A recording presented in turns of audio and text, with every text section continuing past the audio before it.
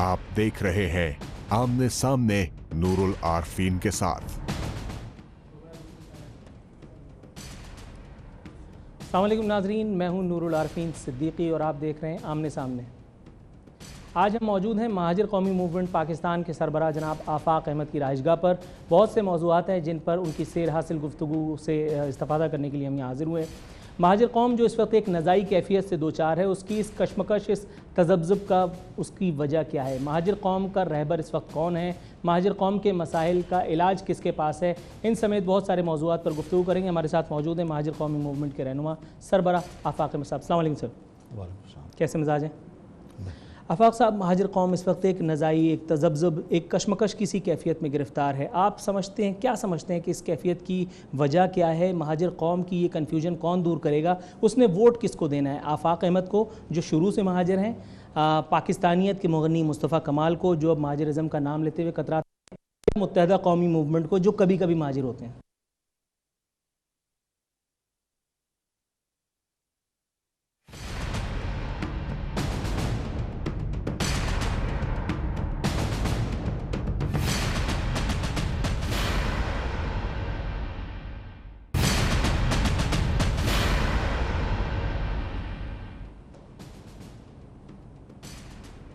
नाज़रीन, अभी जो तकनीकी ख़राबी वक़ूफ़ पज़ीर हुई उसके लिए हम आपसे माज़रत ख़्वाह हैं। आफ़ाक अहमद साहब से दोबारा गुफ्तगू का आगाज़ करते हैं।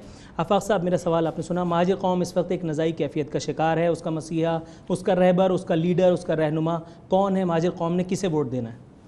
नूर-उल-आरफीन, मैं आपके तमाम सवालों का जवाब दूंगा, लेकिन मैं चाहता हूं कि पहले जो सानहा बलूचिस्तान में अभी हुआ है, जिसमें गफूर हैदरी साहब ज़ख्मी हैं और 25 शहरी जहाँ बहक हुए हैं, मैं उसकी मज़म्मत करना चाहूँगा कि दहशतगर्दी के इस वाक़े की हमें और पूरी कौम को मज़म्मत करनी चाहिए, और इसमें जो लोग भी मुलव्विस हैं उन्हें बेनकाब करके उनको कैफ़रे किरदार तक पहुँचाना चाहिए। मेरी दुआ है कि अल्लाह ताला जो ज़ख्मी हैं बशमूल गफूर हैदरी साहब, उन्हें जल्द से जल्द अल्लाह सेहत अता फ़रमाए, और जो लोग जहाँ बहक हुए हैं उनके लवाहिकीन को सब्र जमील अता फ़रमाए। देखिए, आपने जो बात कही कि महाजिर कौम नज़ा के आलम में है, मेरा ख़्याल है कि ये लफ्ज़ मुनासिब नहीं है। मैं वक्ती तौर पर इसको हटा रहा हूँ। मेरी कौम कभी नज़ा के आलम में नहीं थी और ना नज़ा के आलम में है। ठीक है, कौम में इज़्तिराब है, कौम में बेयकीनी की कैफियत है, और उन्होंने बहुत सारे फ़ैसले करने हैं, लेकिन कौम कभी नज़ा के आलम में नहीं थी और ना नज़ा के आलम में, और खुदा न करे ऐसी कोई नौबत आए। दुरुस्त है कि जो इस वक्त तक़सीम दर तक़सीम नज़र आ रही है, उसकी वजह से कौम के अंदर बेचैनी की कैफियत है, और वो ये नहीं चाहते कि कौम तक़सीम हो। लेकिन उसके बावजूद तक़सीम है, PSP की शक्ल में, महाजिर कौमी मूवमेंट की शक्ल में, मुत्तहदा कौमी मूवमेंट पाकिस्तान, मुत्तहदा कौमी मूवमेंट लंदन, मुत्तहदा कौमी मूवमेंट कायदाबाद, मुत्तहदा कौमी मूवमेंट लांडी, मुत्तहदा कौमी मूवमेंट मलीर। कन्फ्यूजन तो है सर। मुझे नहीं मालूम था इतने सारे हिस्से जो है वो मुत्तहदा कौमेंट के आपने कर दिए।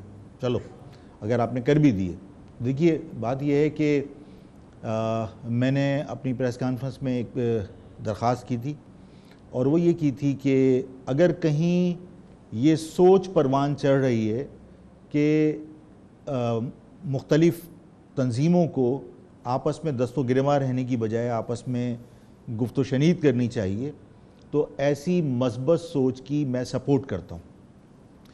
मैंने वहाँ ये बात कही थी कि आवाम की ख्वाहिश है कि तमाम तंजीमों को एक हो जाना चाहिए, लेकिन मैं इस वजाहत के बाद मुतमईन हूँ कि मेरी कौम को भी ये बात समझ में आई होगी कि कौम का एक होना इस वक्त ज़्यादा ज़रूरी है, और कौम के एक होने के लिए तंजीमों का एक होना ये कोई लाजमी जुज़ नहीं है। आप क़त्ल कलामी माफ़ फरमाइएगा, असल में आदत से मजबूर हूँ, आपने मुझे अगले सवाल तक पहुँचा दिया। नाज़रीन, अगला सवाल सुनने से पहले आफ़ाक अहमद साहब ने अपनी उस प्रेस कॉन्फ्रेंस का जिसका ये तज़किरा फरमा रहे थे, उससे एक छोटा सा इक़्तिबास, एक छोटा सा क्लिप आप ज़रा मुलाहिज़ा कीजिए।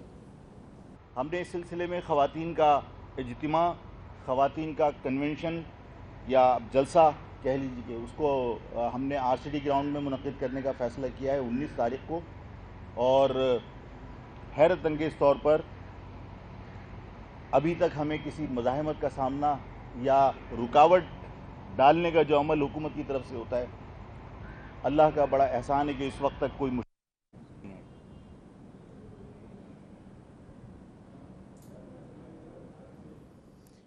جی آفاق جی صاحب، میں سنیے جی آپ نے سنا، اتنی مرتبہ آپ نے حیرت کا اظہار کیا کہ مجھے سن کے حیرت ہونے لگی. اگر کہیں جلسہ خدا نخواستہ کہیں کامیاب ہو گیا تو آپ رو پڑیں گے؟ نہیں، کیوں رو پڑیں گے؟ کیونکہ آپ کو اتنی حیرت ہوئی سر.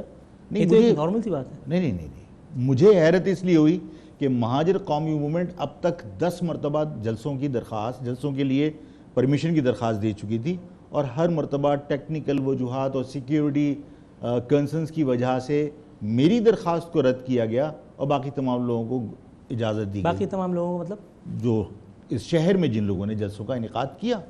تو مجھے مطلب اس بات پر حیرت تھی کہ ابھی تک کہیں اور سے مزاحمت کا سامنا نہیں کرنا پڑا، کہیں رکاوٹیں نہیں آئیں، اور یہ ایک اچھی پیش رفت ہے کہ تمام لوگوں کو سیاسی سرگرمیاں کرنے کی آزادی دی جا رہی ہے، یا کسی حد تک مجھے کم از کم یہ احساس ہے کہ باقی جماعتوں کی طرح میں بھی جلسہ کر سکتا ہوں، کیونکہ مجھے اب تک جلسہ کرنے سے روکا گیا. آفاق صاحب، آپ کے بارے میں ایک اخبار لکھتا ہے، آفاق احمد جس قد کاٹ کے رہنما ہیں اور جس طرح انہوں نے الطاف حسین کے سامنے کھڑے ہو کر ان کا مقابلہ کیا ہے، اگر وہ مہاجر سیاست کے اسیر نہ ہوتے تو آنے والے برسوں میں ملک کو ایک دلیر، جرت مند اور قد آور سیاسی رہنما مل سکتا تھا. آفاق احمد میں وہ ساری صلاحیتیں موجود ہیں جو اس ملک کے عوام رہنماؤں میں دیکھنا چاہتے ہیں.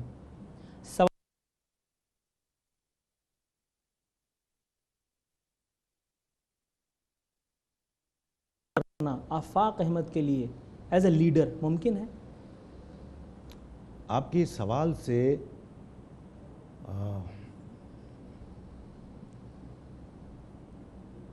سر وقفہ بڑھ میں گیا. بہت ڈرتا ہوں، اور میں بھی دوں تو ناگوار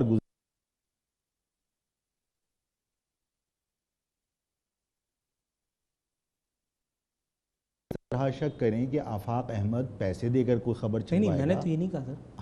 یہ میں کوشچن جنرلی ایک بات پوچھ رہا ہوں کہ آپ نے یہ کوشچن کیا ہے کہیں کہ کسی کتنے سطح پہ کسی نے پیسے پیسے کا استعمال کیا ہو. آپ نے پوچھا کتنے پیسے دے کر یہ خبر شائع کروائی. تو سر کوئی بھی دے سکتا ہے نا، یہ تو الزام مجھ پہ بھی ہو سکتا ہے، کسی پہ بھی ہو سکتا ہے، آپ پرسنلی نہ لیں. نامناسب کوشچن ہے. اچھا، آپ مجھے بتائیے کیا ممکن ہے کہ کیا مہاجر کارڈ آپ کبھی ترک کر سکیں؟ میرا خیال ہے کہ آدمی اگر صاف گو ہے اور منافق نہیں ہے تو اس کا قوم پرست ہونا کسی کو ناگوار نہیں گزرنا چاہیے. اور کوئی قوم پرست اگر یہ کہے کہ وہ قومی دھارے سے کٹا ہوا ہے تو وہ بھی ممکن نہیں ہے. لیکن قوم پرستی جب بڑھتی ہے تو تعصب عصبیت میں نہیں بدلتی؟ دیکھیے، قوم پرستی محبت عصبیت نہیں ہے. اگر میں اپنی قوم سے محبت کر رہا ہوں تو دوسروں سے نفرت تو نہیں کر رہا.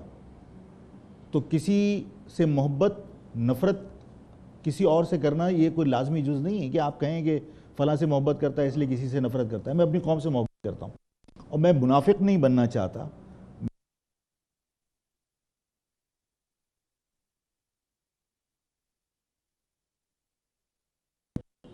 کیا یہ نعرے نہیں لگائے تھے کہ پنجاب کی پگنو لگ گیا داغ؟ کیا سندھی کلچر ڈے یہاں کی قومی جماعت نہیں مناتی؟ اور کیا انہوں نے سندھ کارڈ کبھی استعمال نہیں کیا؟ اے این پی کیا پختونوں کو ریپرزینٹ نہیں کرتی، چاہے وہ کسی بھی پاکستان کے کونے میں الیکشن کانٹیسٹ کرے یا اپنی پارٹی کو ریپرزینٹ کرے؟ مجھے بتائیے کہ کون سی قومی جماعت ہے جس کو آپ قومی جماعت کہہ کر یہ کہیں. میں مانتا ہوں بے نظیر بھٹو کے بارے میں اگر یہ نعرے لگتے تھے کہ وہ تمام صوبوں کی زنجیر، تو اس میں کوئی شک و شبہ نہیں کہ بے نظیر بھٹو نے یہ ثابت کیا. لیکن آج آپ قومی دھارے کی جن جماعتوں کی بات کرتے ہیں وہ قومی دھاروں کی سیاست کا نام لیتے ہیں، لیکن عصبیت تو ان میں بھی کوٹ کوٹ کے بری ہوئی ہے. آپ نے جو پریس کانفرنس کی تھی، میں جو پیشکش کی صرف عرض تھی، یہ کرنا چاہتا ہوں کہ دیکھیے میں قوم پرستی کی بات کرتا ہوں لیکن میں منافق تو نہیں ہوں اور میں کسی سے نفرت کی بات نہیں کرتا. چلیں تو آپ کے اس سوال کے اندر کہ کسی نے یہ اس کی مجھ سے محبت ہو سکتی ہے، اس کی خواہش ہو سکتی ہے، اس نے میرے اوپر اگر یہ اعتماد کا اظہار کیا کہ میں آگے کوئی خدمت کر سکتا ہوں ملک کی، تو میں ان صاحب کو بھی جن کی یہ خواہش ہے یقین دلاتا ہوں کہ اس آپ ان ملک کے لیے ممنون اس ہیں۔ ملک کے لیے ناظرین، جہاں آفاق صاحب سے ضرورت ہوگی گفتگو کا آفاق سلسلہ کرے گا جاری ہے۔ کام۔ آفاق صاحب ہمارے ساتھ موجود ہیں۔ یہاں وقت ہوا ایک مختصر سے بریک کے بعد حاضر ہوتے ہیں۔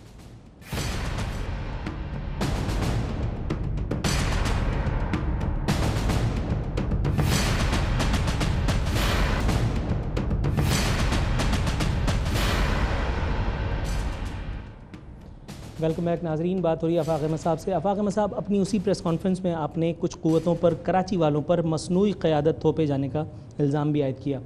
ایک عام سوچ ہے، یہ اپنے معاملات میں خرابی کی وجہ سے تھا، کراچی والوں کے حب میں تھا، یا مخصوص قوتوں سے عداوت کے سبب ایسا کیا گیا؟ عارفی، میں تمہارے اس سوال کا بھی جواب دوں گا۔ پہلے اس سوال کا جواب جو ادھورا تھا کہ لسانی سیاست، دیکھیے صرف میرے اوپر یہ الزام لگا دینا کہ میں لسانی سیاست کرتا ہوں یہ کافی نہیں ہے۔ میری بھی وضاحت عوام تک جانی چاہیے، جی بالکل، حکام تک جانی چاہیے کہ دیکھیے سرکاری سطح پر جب آپ پورے پاکستان میں لسانیت کو خود ہوا دے رہے ہوں اور مجھ پر یہ پابندی لگائیں کہ میں اپنی قوم کے مسائل پر بھی بات نہ کر سکوں اور میں اپنی قوم کو ایک جگہ جمع کرنے کی بات کروں تو اس کو بھی عصبیت کا نام دے دیں تو مناسب نہیں ہے۔ ابھی اسی دور میں ماضی کی حکومت میں قومی اسمبلی سے سرحد کا نام خیبر پختونخوا لسانی بنیادوں پر رکھا گیا نا۔ یہ سرکاری سرپرستی لسانیت کی نہیں ہے تو پھر کیا ہے؟ اگر سرکاری سطح پر آپ لسانیت کو خود پروان چڑھا رہے ہوں۔ سر، وہاں بہت سارے لوگ ایسے تھے کہ جنہوں نے ڈیمانڈ کی کہ سرحد کا نام خیبر پختونخوا رکھا جائے۔ یہاں جتنے بھی لوگ تھے جو مہاجروں کے مسیحا تھے، جو چیمپئن تھے، جو اس نام پہ سیاست کرتے رہے، کراچی سے نکلے اور اس کے بعد پتہ نہیں کہاں کہاں چلے گئے، انہوں نے 24 گھنٹے یا 48 گھنٹے سے زیادہ سٹینڈ نہیں کیا صوبے کی بات پر۔ ایک دن بیان آتا تھا اور اگلے ہی گھنٹے جب حکومت کی طرف سے سخت رد عمل آتا تھا تو چونہ گلی کر دی جاتی تھی۔ دیکھیے، ہم سوائے الزام تراشی کے کچھ نہیں کرتے۔ اب میں وضاحت کر دوں آپ کے سامنے بھی اور پوری قوم کے سامنے بھی۔ صوبے کے لیے 2/3 میجورٹی اس ہی صوبے سے چاہیے، اس کے بعد قومی اسمبلی میں یہ معاملہ جائے گا۔ تو کیا اس جگہ پر جہاں ہم عصبیت کا شکار ہوں اگر صوبے کی بات کریں بھی تو کیا 2/3 میجورٹی ان غاصب قوتوں کے خلاف میرے پاس ہے یا اس قوم کے پاس ہے؟ اور اگر آپ صرف مطالبے کی بات کر رہے ہیں تو کئی ریفرنڈم آپ کہتا ہے، درخواست کرتا ہے کہ ریفرنڈم کال کیجئے۔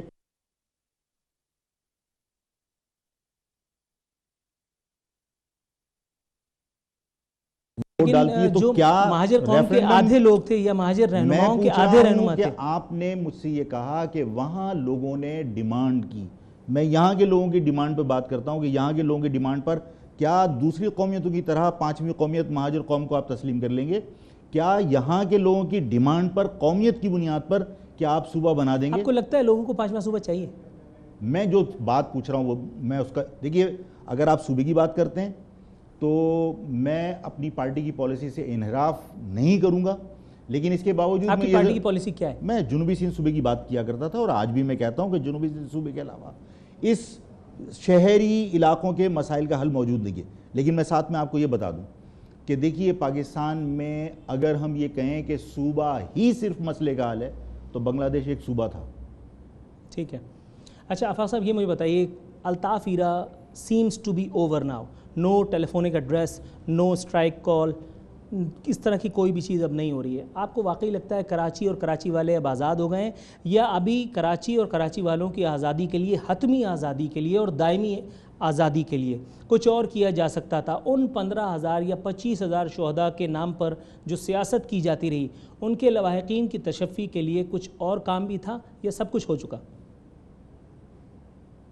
مطلب آپ الطاف حسین کے اسکرین سے ہٹ جانے کی وجہ سے یہ بات کہہ رہے ہیں؟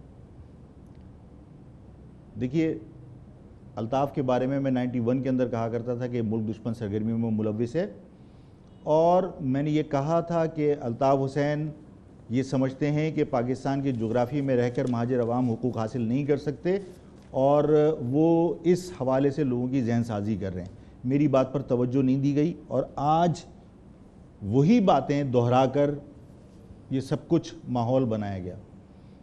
آج میں ایک بات کہنا چاہتا ہوں، الطاف حسین غلط تھا، غلط ہے، لیکن جب تک آپ ان مسائل کو ایڈریس نہیں کریں گے جس کی وجہ سے الطاف پیدا ہوا، الطاف کی لیڈرشپ پیدا ہوئی، تو ان مسائل کو حل کیے بغیر آپ سمجھیں کہ الطاف حسین کو آپ پولیٹیکلی ایلیمینیشن کی طرف لے گئے تو میرا خیال ہے کہ غلط سوچ ہے. آپ کے خیال میں اسٹل الطاف حسین ایگزسٹ؟ مسائل کے حل سے پہلے آپ الطاف حسین کی پولیٹیکل ایلیمینیشن کا یقین مت کیجیے. لیکن متحدہ لندن تو اسکائپ سے ہی چل رہی ہے، وائبر سے. میں نے آپ سے اپنی گزارش کر دی. سر یہ بتائیے 22 اگست کی رات ہوتی ہے، ایک اور ٹیلی فونک خطاب ہوتا ہے، ہیٹرڈ پھیلائی جاتی ہے، اس کے بعد اس کا نوٹس لے لیا جاتا ہے، سیاسی سرگرمیوں پر پابندی تھوڑے عرصے کے لیے لگتی ہے. اس کے بعد پھر جو لوگ ساتھ تھے، جو کل تک بیٹھ کر کے جی سر جی بھائی کہہ کر کے اور نعرے لگاتے تھے، پاکستان زندہ باد کا نعرہ لبوں پہ بعد میں آتا تھا، پہلے الطاف حسین زندہ باد کے نعرے سے تقریب شروع ہوتی تھی. آپ کے خیال میں یہ ساری چیزیں دیکھنے کی نہیں ہے کہ اگر ایک شخص پہ پابندی لگا دی گئی تو جو لوگ سامعین میں تھے یا جو لوگ حاضرین میں تھے یا جو لوگ لیڈروں میں سے تھے، جو قائدین میں سے تھے، ان کو بھی تو چیک کریں.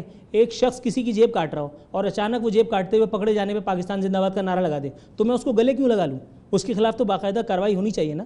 یہ باقی سارے لوگ جا کر کے پھر ایک نئی سیاسی جماعت کھول لیتے ہیں، ایک نئی دکان کھول کر کے اور دکانداری شروع ہو جاتی ہے. یہ کیا ہے؟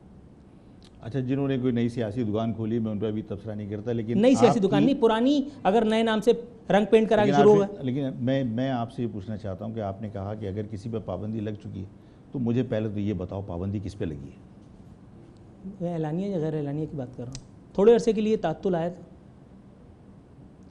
دیکھیے ہمارے ہاں ہم سب کی، ہماری پوری عوام کی، پاکستان کی قوم کی بدقسمتی یہ ہے کہ ہم پاکستان کی عوام سے توقعات وابستہ کر لیتے ہیں لیکن حکومت اپنی ذمہ داری پوری نہیں کرتی. اگر الطاف حسین ملک دشمنی میں ملوث تھا، بے پناہ لوگوں نے اپنے جذبات کا اظہار کیا، سینکڑوں لوگوں نے جا کے تھانوں میں مقدمات درج کرائے الطاف کے خلاف. مجھے بتا دیجئے کہ حکومت نے غداری کا مقدمہ کس جگہ درج کروایا؟ آرٹیکل 6 کا اگر مقدمہ بنتا ہے، اگر ملک کے خلاف بغاوت کا مقدمہ بنتا ہے، اگر ملک کے خلاف غداری کا مقدمہ بنتا ہے تو عارفین نہ میں درج کرا سکتا ہوں نہ آپ کرا سکتے ہیں. حکومت نے اپنی ذمہ داری پوری نہیں کی. آپ کہتے ہیں پابندی لگا دی. لیکن حکومت ایک ذمہ داری تو پوری کرنے جا رہی ہے. چودھری نثار کہہ رہے ہیں 15 دن میں ریڈ وارنٹ نکال دوں گا. چلو 15 دن کے بعد دیکھ لیتے ہیں. آپ کو لگتا ہے اسے کچھ ہوگا؟ جب آپ اس کے کیس کی پیروی نہیں کر رہے، ڈاکٹر عمران فاروق کے قتل کے ملزمان آپ کے پاس یہاں ایف آئی اے کی تحویل میں ہیں، آپ ان کے مقدمات کو صحیح طریقے سے چلا نہیں پا رہے، تو ہم کس طرح سمجھیں کہ آپ اس معاملے کو سنجیدگی سے لے رہے ہیں؟ لندن والے آ کر کے یہاں مطالبہ کر کے جاتے ہیں کہ جی ہمیں ان لوگوں سے انویسٹیگیشن کی اجازت دی جائے. انویسٹیگیشن کی اجازت بھی دی جاتی ہے، ویڈیوز بھی بنتی ہیں، یعنی بیانات بھی قلم بند ہوتے ہیں، اور اس کے بعد پھر ایک مرتبہ سناٹا. ڈاکٹر عمران فاروق پاکستانی تھا. ڈاکٹر عمران فاروق کا قتل انگلینڈ میں ہوا، لیکن اس کے قاتل اگر پاکستان سے گرفتار ہوئے تو یہاں مقدمہ چل سکتا تھا. اس میں قانونی کہیں کوئی ہیچ نہیں تھی. برطانیہ میں جب تک مجسٹریٹ کے پولیٹیکل ول کی کمی تھی، آپ سمجھتے ہیں؟ عارفین پوری بات تو سن لو یار پلیز. جب تک فزیکلی پریزنس آپ کے ایکیوز کی وہاں نہیں ہوگی، وہاں مقدمہ کیسے چلے گا؟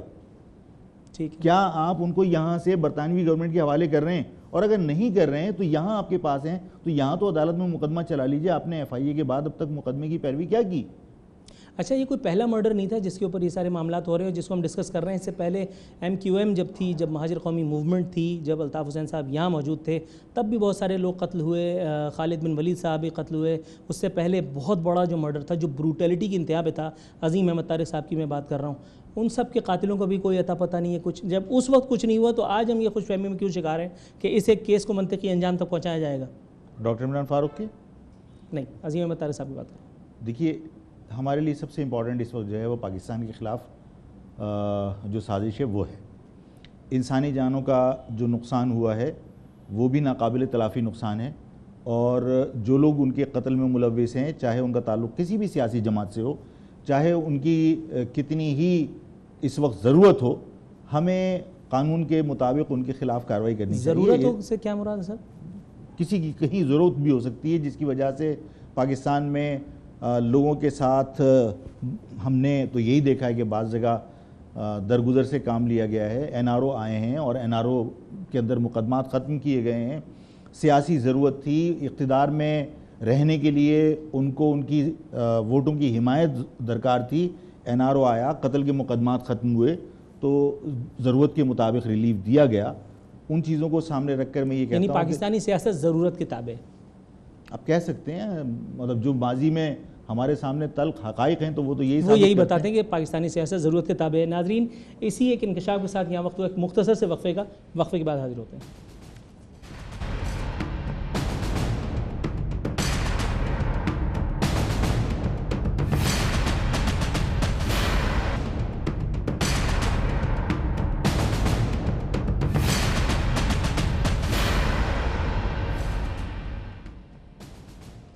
ویلکم بیک ناظرین. ہمارے ساتھ موجود ہیں آفاق احمد صاحب. آفاق صاحب سر یہ مجھے بتائیے گا, ایک کیریکٹر تھا پاکستانی سیاست میں یا کراچی کی سیاست میں, سولت مرزا, جو اب نہیں ہے. سولت مرزا نے شاہد حامد پر گولیاں چلائیں, ان کی جان لی. سولت مرزا کو پھانسی پر لٹکا دیا گیا. کہا یہ گیا کہ یہ انصاف کے تقاضوں کو پورا کرنے کے لیے کیا گیا ہے. انصاف کے تقاضوں کو پورا کرنے کے لیے سہولت کاروں اور قتل کے احکامات دینے والوں کو کیوں نہیں لٹکایا گیا, ان کے خلاف کارروائی کیوں نہیں ہوئی؟ اگر اہلیہ کو بیوہ کرنا مقصود تھا سولت مرزا کی اور اس کے بچے کو یتیم کرنا, تو یہ کار خیر, یہ ماتم تو اور بہت سارے لوگوں کے گھروں میں بھی ہونا چاہیے تھا. کیوں آپ کے خیال میں ایسا نہیں ہوا؟ میرا خیال ہے کہ اس میں جن لوگوں نے ان کو انجام تک پہنچانے میں کردار ادا کیا ہے, وہ ان سے یہ سوال کیا جائے تو بہتر. پھر بھی ایک بہتر جواب دے کراچی کی سیاست سے ظاہر ہے کہ کنیکٹڈ ہیں آپ. سولت مرزا سے عدم واقفیت بھی نہیں ہے. ظاہر ہے کہ آپ پر بھی کراچی والوں کا کوئی حق ہے. کراچی والے اگر میں تو ظاہر ہے کہ میں تو ہمیشہ اس بات کے حق میں رہا ہوں کہ جو لوگ دہشت گردی میں ملوث ہیں, جو لوگ لوگوں کی جانیں لینے میں ملوث ہیں, چاہے ان کا تعلق کسی بھی سیاسی یا مذہبی جماعت سے ہو, انہیں ان کے انجام تک پہنچنا چاہیے. اور اگر لواحقین کسی کو معاف کر دیں تو جو جس طرح قرآن میں اللہ نے فرمایا, وہ ظاہر ہے کہ وہ ایک ان کا احسن اقدام ہے. لیکن قتل کا بدلہ سزا کی صورت میں ریمنڈ ڈیوس کو بھی معاف کیا جہاں تک مجھے یاد پڑ رہا ہے. ہاں, آپ نے چھوڑ دیا تو معاف کر دیا تھا نا سر. آپ کہہ رہے ہیں لواحقین اگر معاف کر دیں, چھوڑ دیا آپ نے, تو کیا کرتے؟ اس کا اچار ڈالنا تھا. لواحقین نے معاف کر دیا تو ہم کیا کرتے؟ میوزیم بنواتے کیا؟ میں کوئی یہ تھوڑی کہہ رہا ہوں کہ غلط کیا. ظاہر قصاص کے اندر اگر لواحقین معاف کر دیں اور اگر وہ پیسہ لے لیں تو ظاہر انہیں چھوڑا جا سکتا ہے. اسٹیٹ کے خلاف اگر دہشت گردی کا مقدمہ ہوتا تو پھر اسٹیٹ کی ذمہ داری ہوتی. دیکھیے, میں قانون کے بارے میں زیادہ نہیں جانتا, لیکن جتنا مجھے معلوم ہے اس کے مطابق اگر قصاص کا کیس تھا اور قصاص اور دیت کے کیس میں اگر اچھا عوام نے, جہاں تک میری معلومات ہے, جہاں تک میری انٹریکشن ہے عوام سے, عوام نے تو میرے خیال ہے ابھی تک حماد صدیقی بھی معاف نہیں کیا, لیکن اس کے باوجود بھی وہاں کوئی کارروائی نہیں ہو رہی ہے. سانحہ بلدیہ ٹاؤن ابھی تک یادداشت سے محو نہیں ہوا. مکس کر رہے ہیں آپ. دیکھیے, ایک ڈائریکٹلی وکٹم ہے, وہ وکٹم جس نے مقدمہ درج کروایا, وہ وکٹم جو معاف کرنے کو تیار نہیں ہے. قصاص دیت کا کیس ہے, یہ ایک بالکل ڈیفرنٹ معاملہ ہے. ایک معاملہ یہ ہے کہ بلدیہ کا واقعہ ہوا ہے, اس میں آپ کسی کو سسپیکٹ کر رہے ہیں کہ وہ ملوث ہے. جب تک عدالت سزا نہیں دیتی, مجرم ثابت نہیں ہوتا, اس کے لواحقین اس کو معاف کرنے اور نہ کرنے تک پہنچیں گے نہیں. اچھا, یہ اتنی قانون کے حوالے سے اتنی نپی تل گفتگو آپ گرفتاری سے پہلے بھی کرتے تھے یا 8 سال کی سزا بھگتنے کے بعد پھر آپ اتنے؟ عارفین, میرا خیال ہے کہ یہ کوئی بہت زیادہ راکٹ سائنس تو ہے نہیں. تو لیکن کراچی والوں کے ساتھ ظلم ہوا تھا, زیادتی ہوئی تھی, اگر کسی نے کیا تھا, چاہے وہ عارفین صدیقی کیوں نہ ہو, تو اس کے خلاف کارروائی ہونی چاہیے. اس نتیجے پہ تو پہنچتے ہیں نا. بالکل. اچھا, یہ مجھے بتائیے, آپ کو لگتا ہے کہ واقعی آپ نے جو فراغ دلانہ پیشکش کی ہے اپنی پریس کانفرنس میں تمام مہاجر اکائیوں کو, قوتوں کو ایک پلیٹ فارم پہ آ کر جد و جہد کرنے کی, آپ کے خیال میں جن لوگوں کو بھی مائنس الطاف سے فائدہ ہوا ہے, جن لوگوں کی بھی روزی لگی ہے, آپ کے خیال میں کبھی بھی وہ اس فراغ دلانہ پیشکش سے, اس آفر سے کمپنی کی فائدہ اٹھائیں گے؟ دیکھیے, میرا کام جو مجھے میڈیا کے ذریعے اطلاعات ملی اور مجھے جو سوال میرے سامنے رکھا گیا, اس میں یہی تھا کہ اس طرح کی اطلاعات ٹی وی پر چلی ہیں کہ کوئی اجلاس ہوا ہے, اس اجلاس میں آفاق احمد سے بات کرنے کے لیے ڈیلیگیشن کب جائے گا, تاریخوں کا طے کیا جانا مقصود ہے. تو اور میں نے یہ بات اس لیے نہیں کہی کہ میں یہ کہوں کہ میرا ریئیکشن اس وجہ سے تھا کہ کسی نے پہلے قدم اٹھایا. نہیں, پہلے قدم میں اٹھا چکا. میں کسی کو چھوٹا اور اپنے آپ کو بڑا اور اپنے آپ کو چھوٹا اور کسی کو بڑا بنانا نہیں چاہتا. میں تو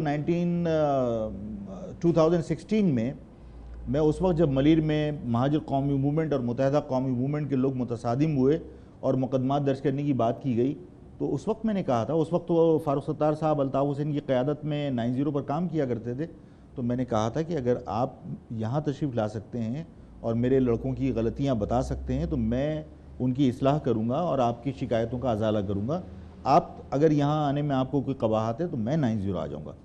تو اس وقت میں نے پیشکش کی تھی گفت و شنید کی. تو ایسا نہیں ہے کہ آج کی ہے, آج میں نے ان کی اس بات کو سپورٹ کیا جو مجھے میڈیا کے تھرو ملی.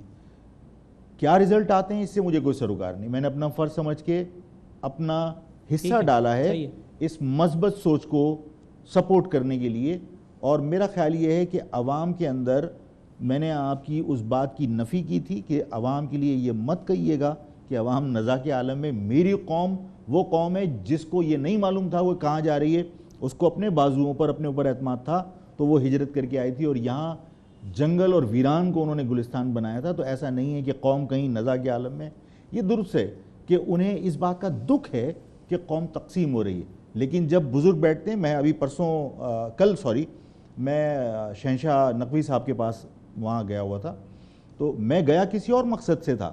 میں گیا ایران کی دھمکی کے بعد تھا کہ ایران نے جو دھمکی دی تو میں نے کہا کہ میں نقوی صاحب سے جا کے بات کروں گا, شاہ صاحب سے بات کروں گا کہ شہنشاہ صاحب جب اپنے لوگوں میں بیٹھتے ہیں تو انہیں یہ ہو کہ آفاق ٹھیک ہے وہ کسی اور مسلک سے تعلق رکھتا ہے لیکن وہ ہمارے پاس آیا ہے. اور میں نے ان سے جا کے بات کی کہ دیکھیے ایران کے ساتھ کسی کی بہت قربت ہو سکتی ہے, میری ہو سکتا ہے کہ سعودی عرب کے ساتھ قربت ہو سکتا ہے کسی کی افغانستان کے ساتھ قربت ہو, لیکن ہم سب کو اس وقت پوری دنیا کو یہ پیغام دینا چاہیے کہ ہم اگر پاکستان کا معاملہ آئے گا تو ٹھیک ہے ایران سے ہم پیار کرتے ہیں, ہم سعودی عرب سے پیار کرتے ہیں, لیکن پاکستان کا معاملہ آئے گا اور پاکستان کو اگر ایران نے دھمکی دی ہے تو ہم اس کی مذمت کرتے ہیں. ایران سے دھمکی پر وہاں ہلچل ہونی چاہیے تھی, وہاں کچھ نہیں ہوا. آپ نے بلا وجہ ڈیزل فیول کیوں جلایا؟ جن لوگوں نے کچھ کرنا ہے آپ کو لگتا ہے کچھ کر رہے ہیں. میں نے جس کو درست سمجھا کیا, میں کسی کو دیکھ کر تو کوئی کام نہیں کرتا, مجھے جو درست لگا میں نے کیا اور میں گیا اور میں نے جا کے بات کی, انہوں نے اس بات کو ریئلائز کیا. اچھا, آپ نے ایرانی سپہ سالار جنرل باقری کو بھارتی انداز و اطوار اپنانے سے اجتناب برتنے کا مشورہ بھی دیا. آپ نے جنرل باقری سے کلبھوشن یادو اور ملا منصور سے کسی ممکنہ ایرانی تعلق پر وضاحت طلب کرتے ہوئے ایران کے دھمکی آویز رویے کی مذمت بھی کی. جو کام آفاق احمد جیسا ایک پولیٹیکل لیڈر انفلوئنشل بٹ کہنے کو سائیڈ لائن کر سکتا ہے, آپ کے خیال میں وہ کام کہیں کسی اور سطح پر بھی تو ہونا چاہیے تھا, ہوا؟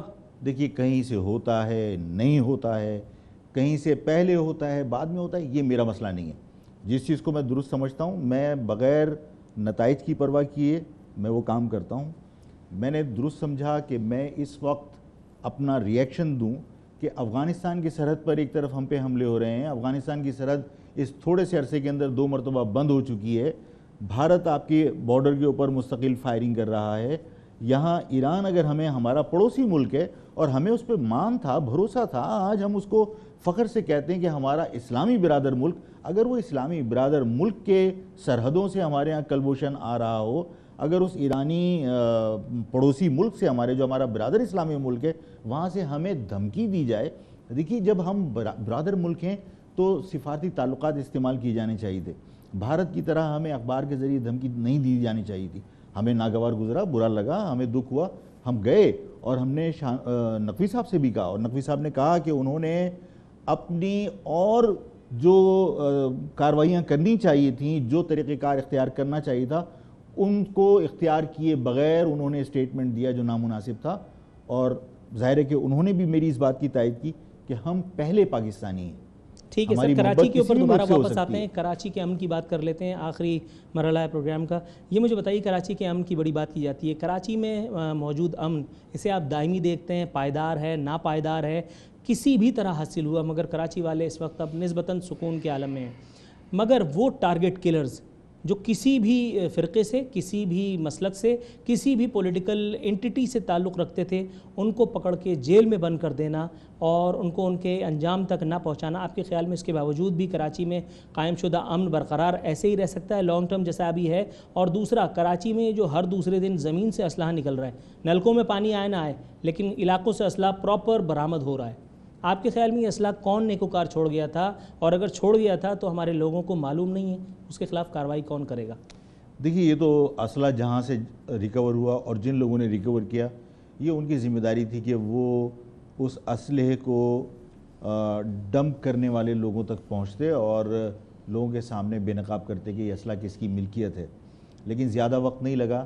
جو اس مقدمے کی پیروی کرنے والے افسران تھے انہوں نے کورٹ میں جا کے اسٹیٹمنٹ دیا کہ ہم ناکام ہو چکے ہیں اور ہمارے پاس کوئی شواہد نہیں ہے کہ ہم کسی کو اس اسلحے کا ذخیرہ کرنے کا الزام دے سکیں یا اس کو اس کا مالک قرار دے سکیں. تو اس ہمارے پاس نہ کافی شواہد ہونے کی وجہ سے ہم اس مقدمے کو بند کرنا چاہتے ہیں. آخری سوال مختصر سا جواب مجھے دے دیجئے. سر ایم کیو ایم متحدہ قومی موومنٹ موجود تھی، بیت الحمزہ کا انہدام لوگوں نے دیکھا، آپ جوابی طور پر 9-0 کا انہدام چاہتے ہیں یا نہیں؟ بالکل نہیں. کیٹیگورک آنسر. ناظرین، یہ تھے مہاجر قومی موومنٹ کے سربراہ آفاق احمد صاحب. امن کی بات کر رہے ہیں، دائمی امن کی بات کر رہے ہیں. اللہ کرے کہ ان کی یہ حسرت اور ہماری یہ چاہت اللہ تعالیٰ پوری کر دے. ان کے سوالات، ان کے جوابات اور میرے سوالات سے آپ کس حد تک اتفاق رکھتے ہیں اس کا فیصلہ خود آپ پر چھوڑتے ہوئے یہاں ہمارے پروگرام کا وقت اب ختم ہوا. نور-ال-عارفین